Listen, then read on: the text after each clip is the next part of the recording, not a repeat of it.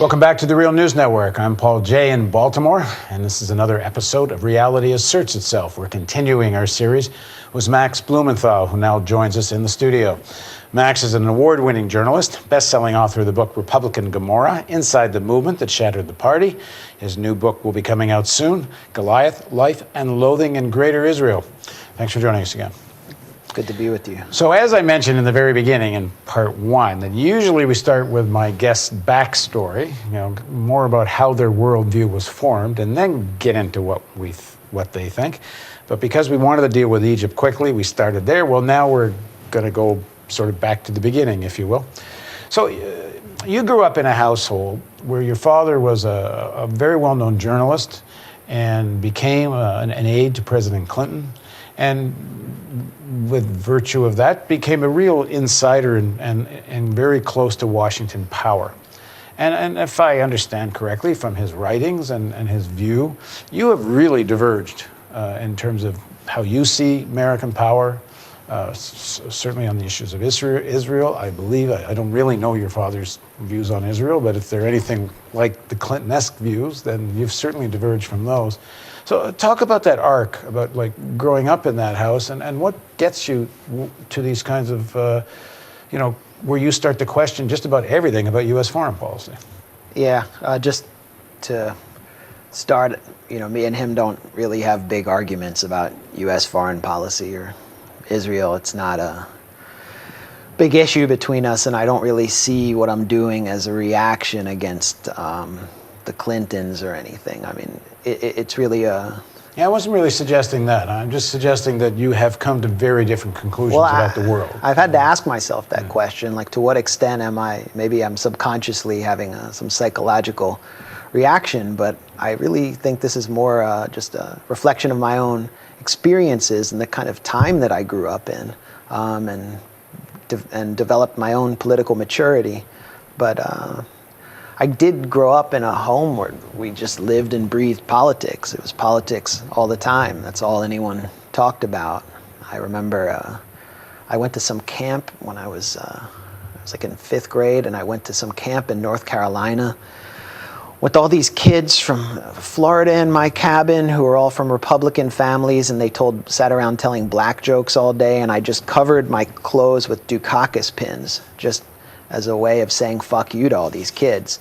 And they just pinned me as like different, like nerd, or I'd never been called a nerd before, but I realized there was something different about me, and that when I went out into the country, the views in my home weren't really accepted. My parents are big liberals. My mother worked for People for the American Way. She helped design a lot of their communication strategies during the battles that were fought in the early days of the Christian right, during the moral majority, when there were attempts to actually censor and ban books in public schools in places like North Carolina. And she would go down there, and my mother would be away, as well as my father, for reporting trips, and so I would learn about why she was away and what was happening in the country. I found some drawings I did when I was 7 or 8, and one of them was of Pat Robertson. It was a pretty good rendering of Pat Robertson, and money was falling on him, and he's declaring, "I'm a bigot." So this was, where my head was at that time. When I moved to Washington when I was 7, this was 1985. I think Marion Barry was mayor. It was a kind of a tough time for me because we had been living in a really nice middle-class neighborhood just outside Boston, and I had a lot of friends in the neighborhood. My father had gotten a job at the Washington Post, and we moved to a very violent, racially divided city. And at the time when the crack epidemic had just started, D.C. was becoming the murder capital, and I grew up in a neighborhood where we were one of the very few white families.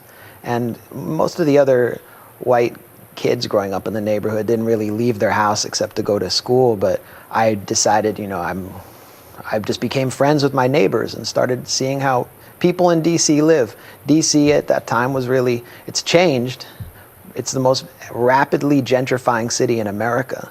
But at that time, it was CC. It was Chocolate City. That's kind of what it was known as. It was a center of black power, of the black middle class.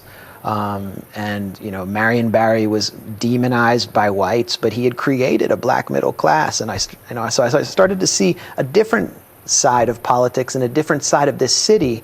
And meanwhile, in my house, we were. And when I went to school, I was going to school with the elites of Washington at Georgetown Day School across town in this one kind of white enclave of D.C., where everyone kind of hid behind Rock Creek Park. And I started to, and I saw the attitudes of the children of, Washington's political class. And it was almost like they were existing as a colony within D.C., and they were terrified of what was on the other side of the park, while I was kind of like forging friendships and just going and hanging out with my neighbors. So I became kind of alienated. So this, I guess, from them. Partly it's in your DNA, but also you coming in from a liberal household, these are the kind of values you're exposed to.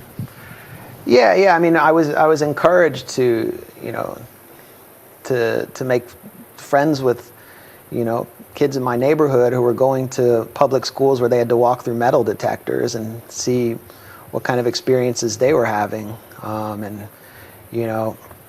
At the same, and I didn't. It got to a point where I couldn't really relate to the kind of people I was going to school with across town, who would, when they would come into an area like the kind of neighborhood I lived in, they would say, "This is so ghetto," and they would get really frightened, and they'd worry about their own personal security. But this was my neighborhood, so I started to see things kind of from an inside and outside perspective, because I had, a family that had access to power, at least within the, the liberal intelligentsia. What years, how old are you when your father is in the White House working as an aide to President Clinton? Well, this happened, he was writing for the New Yorker, and I think he became close to Clinton, and Clinton offered him a job when I think I was 16. I remember him telling me that he was going to work in the White House, and I felt sort of troubled. I said, "Are you sure? You know what you're getting into?" And I really didn't. It was just sort of a visceral sense I had. And the next day, in the Washington Post, there's a false story about court records to prove that my father had beaten my mother for years. I once saw my mother throw a carrot at my father, but there was no domestic abuse in our home. And so this was his first day at the office. And your father sued, and they I think that had led to to withdraw a $30 million lawsuit against Matt Drudge. David Horowitz was running his legal fund, and they had endless money from right-wing Scrooge McDuck billionaires. And how are you going to maintain a legal fight against that kind of juggernaut? So he had to drop the lawsuit. But the fight began on day one. I think my father, because of his success in journalism and his talent, had engendered a lot of animosity, and that came out. So you grow up partly because of the politics in the household and experiences like this with a pretty visceral opposition, should I say, hatred for the right, for the Republicans. And you used to do these, how I first heard of you was probably a lot of people did, with these videos you used to do where you would go into like right-wing conventions and meetings and interview people, and you would kind of let them essentially hang themselves. Just by asking fairly what seemed innocent questions. We're just going to show a couple of clips just to give you a little sense of what Max was doing. Sarah Palin's 17-year-old daughter could have benefited from more sex education, which the Republican Party plank rejects. We're just here to enjoy the convention, and we're sitting in the box, so, You think they should teach it in public schools? We're just here to enjoy the convention. We are all supportive of the war. We all believe that it's very important to win the war and to fight Al-Qaeda in Iraq so that we're not fighting them here in the United States. Not even just Al-Qaeda, the Islamic fascism that's occurring now. That's a big deal. I like the Republican standpoint, fight them over there, not over here. Yeah. I think that's what we're doing right now, and we should keep doing it. Why are you not fighting them over there? Why am I not fighting Yeah. over there? Because I'm in college right now. Do you plan to enlist? I haven't ruled it out. Are you going to serve? I've thought about it, thinking about it, and decided. Undecided. Why aren't you serving just currently? Well, I'm an undergraduate right now, and I just had a scholarship for Florida Bright Futures, and I didn't have any strong urge. Why am I not serving? Yeah. I don't know.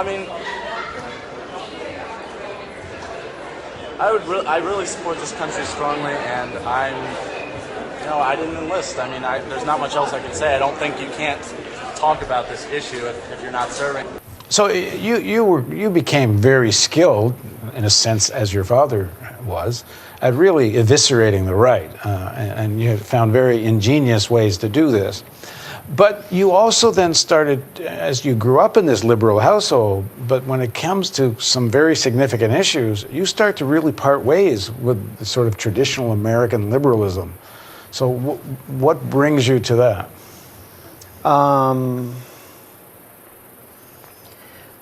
Again, it was just the time that I grew up in. I mean, if you look at the way that I did journalism, it's just dramatically different from the kind of journalism that my father's contemporaries practiced. I mean, he started out in alternative media, but it was writing in alternative print media, and he went into the mainstream. I immediately I immediately kind of defined myself as an advocacy journalist. Of course, like within the, ethical boundaries of journalism where you have to stick to the facts, but I made my views really clear as a blogger. Blogging was sort of a new thing when I got involved in journalism. Social media was kind of a new thing. And this kind of amateur video journalism was something that didn't exist before. And what I really wanted to do with my videos was show people what I was seeing when I was going to these Christian right and Republican conventions. Yeah. And Your book, Republican Gomorrah, is still not at odds with American liberalism in the sense you're attacking the Republicans, you're dissecting the Republicans. But when you start to do journalism about Israel and you start becoming so critical of Israel, you really part ways with American liberalism. I don't even know I mean, this goes to our discussion about the philosophy of liberals like Obama, to the extent that they can be called liberals, and Reinhold Niebuhr. I don't even know what American liberalism is anymore in the era of Obama. I don't know what set of principles and beliefs they're adhering to when you see so many liberals on a network like MSNBC lashing into people like Edward Snowden and defending the NSA. I don't understand what liberalism is when they're defending endless drone warfare.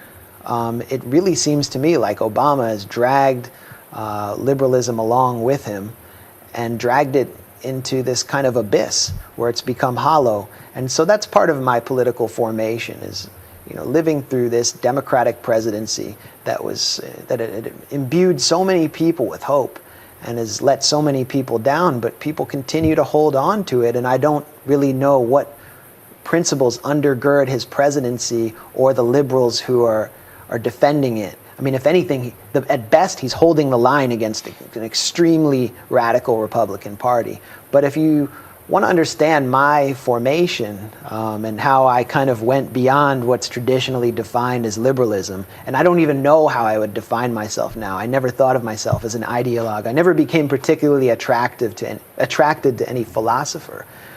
It was that I grew up. I talked a bit about my childhood and seeing inequality and racism and police violence growing up. That affected me a lot.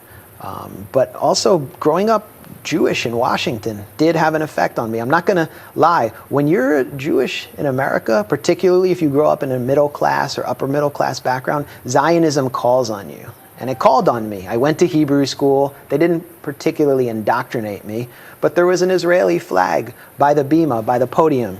And there was a flag draped in black on the other side. And that was the UN flag. And the rabbi told us that the flag had been draped in black to protest the Zionism is racism declaration at the UN. And all that does is put seeds in my mind and make me want to understand, what is Zionism?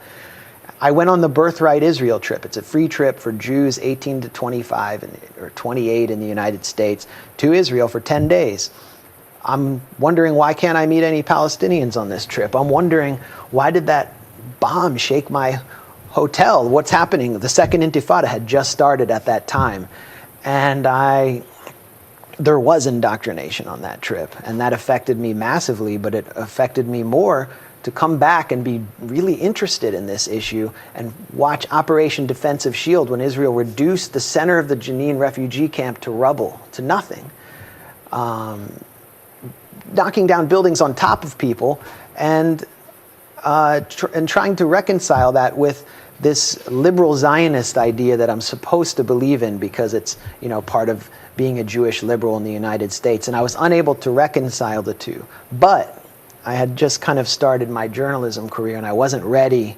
I didn't think I was prepared enough to confront the kind of backlash and engage in the kind of intellectual battle that I would when I came out publicly, and I didn't quite understand Zionism well enough. And so it took me really 6 years, and it was Operation Cast Lead when Israel killed around 1,800 people, mostly civilians, in the Gaza Strip during a course of 3 weeks that I just snapped. And a lot of people of my generation went through this experience, and they tell me the same thing when we talk about it, that something inside them just broke, and they decided either to engage in Palestine solidarity activism or to just go to a protest. Or what I did was I decided to use the talents that I'd cultivated in journalism to expose not just America's relationship to Israel, but what Israel really was. And that's what my book, Goliath, is really the culmination of that process. 4 years later, publishing this book. But I'll tell you just before, because I really want to get to your question. I'll tell you just a quick story, which was that this war, Operation Cast Lead, it happened right after Obama had been elected, I think. And I knew that Obama was being briefed on the war. And it made it emotionally impossible for me to identify with my counterparts, my journalistic liberal counterparts, who were just enthralled with this victory of Obama. And I wound up at an election night party with a Palestinian friend, a Palestinian-American friend, hosted by Norman Lear. And all these actors came on stage, and they declared, before just 1,000 people, who were just, all Obama people. The Black Eyed Peas had just been on stage, and these people came up, and they're supposed to represent, archetypes of different Americans, like the cowboy and the city dweller, this kind of person, the hipster.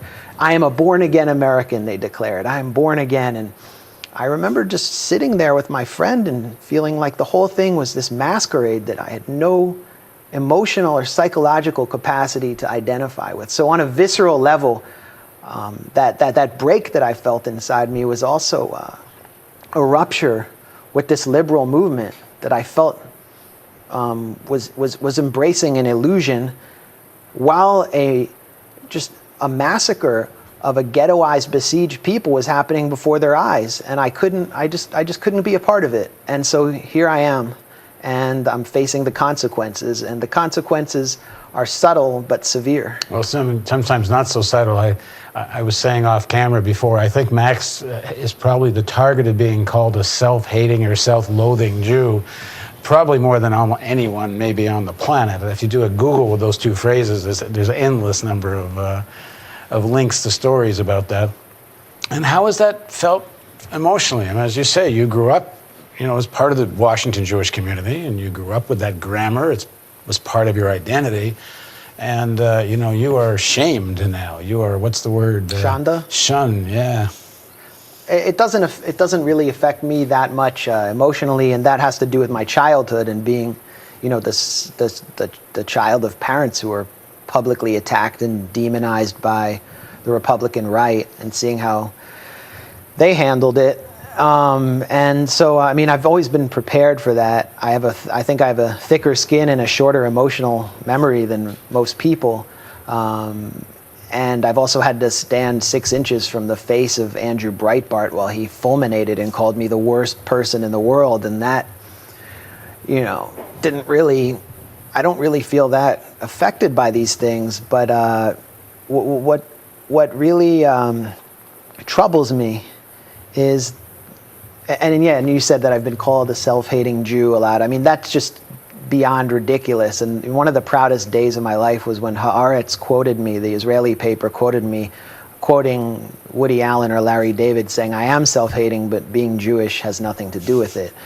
But what disturbs me, I don't know if it hurts me or not, but it disturbs me that I used to have much more access to mainstream media than I do now, and I can't publish the kind of reporting which I think is very high quality reporting on Israel-Palestine, on the U.S. relationship with Israel, in the publications that I used to write for. Like the Daily Beast. And when I started writing about it, and I took my first really sustained reporting trip to Israel, and I was on staff at the Daily Beast, they would come up with bizarre excuses for not running videos that I did, which I thought were really important, for example, on the settlement movement. That Israel has tighter libel laws, and some of these people I've interviewed might sue. I mean, stuff they'd never thrown at me before about other videos. And actually, Sarah Palin's ghostwriter had considered suing me, and the Daily Beast had no problem with that. In fact, they liked it for the publicity they got. Last week, I was booked to go on the New York affiliate of PBS. And then I was unbooked on the grounds that there were too many men on the panel. And I said, well, why don't you unbook another man on the panel? And there was no real answer I got there. But it's because to critique Israel to the extent you do, I mean, which in my mind just means being realistic. On the other, but to critique it the way you do puts you completely on the margins of mainstream media, including, I should say, some progressive media. I mean, I put some quotations around the word progressive, but you can find people who were opposed to the war in Iraq and are opposed to Obama's drone attacks and many, many issues you could say have progressive positions. But when it comes to Israel, it's the Israeli exception. Yeah, I mean, denying that Israel is an apartheid state, that it practices apartheid towards the Palestinians and other non-Jews in its territory, like African migrants, is like saying that climate change exists. To deny it is to be a denialist. But if I were to write something like that, and extrapolate on it, really expand on it in the nation, I could expect possibly a response from Eric Alterman, someone like him. So it's very touchy even in progressive media. I'm not knocking the nation, but progressive media and the progressive movement has its priorities. And I think it prioritizes things like fighting the anti-union campaign, which is just like this full-bore assault on unions, or fighting the war on women, which is just a complete attack on women's reproductive rights at the state level. That to them is much more important than taking on Israeli apartheid. And so, why risk it all to publish someone like me, to run my videos? My Feeling the Hate in Jerusalem video was banned by YouTube. It was banned by Vimeo. The Huffington Post refused to run it. This is video that just goes viral, that people are hungry to see, and it's exposing what I think the real facts on the ground are. And it really matches my experience, spending almost a year inside Israeli society, and from right to center to liberal left, they want really nothing of it. Okay, well, in the next segment of our interview, we're going to talk about anti-Semitism and whether critique of Israel is anti-Semitism or not. Thanks for joining us on Reality Asserts Itself.